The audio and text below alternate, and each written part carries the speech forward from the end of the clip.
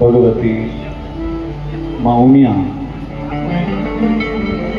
અને મહાદેવના લગ્નનો ચડાવો જે કોઈ પરિવારે લીધો એ બંને પરિવારોને વ્યાસપીઠ તરફથી ખૂબ ખૂબ આશીર્વાદ કે આપણે કહીએ નારી તો નારાયણ નાગેસ્તુ પૂજ્યંતે રમંતે તત્ર દેવતા.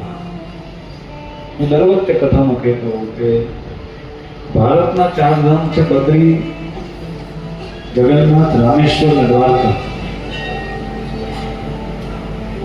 ઉત્તરાખંડના ચાર ધામ છે અને દીકરી. યાદ રાખજો, માણસ જીવનમાં પ્રગતિ કરે તો આ ચારનો સપોર્ટ હોય ને હોય તો જ માણસ પ્રગતિ કરી શકે.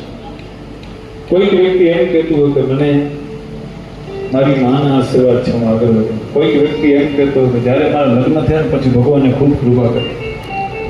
કોઈક વ્યક્તિ એમ કહેતો હતો મને મારી બહેનના આશીર્વાદ છે. કોઈક વ્યક્તિ એમ કહેતો હતો મને ભગવાને દીકરી દીધી ને પછી મારી પ્રગતિ થઈ. તમે જોજો. અને આ આજે પણ દર્શાવે છે કે મહાદેવ કરતા માતાજીનો ચડાવો ઊંચો ગયો. તમે યાદ રાખજો, આ દર્શાવે છે કે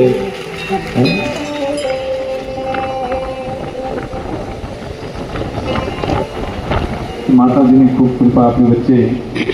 ભુજ વિસ્તાર ધારાસભ્ય આદરણીય શ્રી કેશુભાઈ પટેલ અને એ મા ઉમિયાનું સંતાન પાટીદારના ખોળે જન્મેલા, એટલે એમનું વ્યાસપીઠ તરફથી અને ઉમિયા માતાજી સંસ્થાન તરફથી ખૂબ ખૂબ સ્વાગત સન્માન.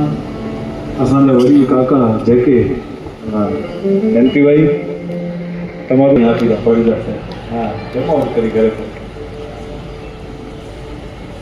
બીનું સત્સંગ વિવેકન હોય, રામ કૃપા વિના શ્લોકન સોય, નૈતમ છિંદનથી શાસ્ત્રાણી. કેટલું સરસ મજાનું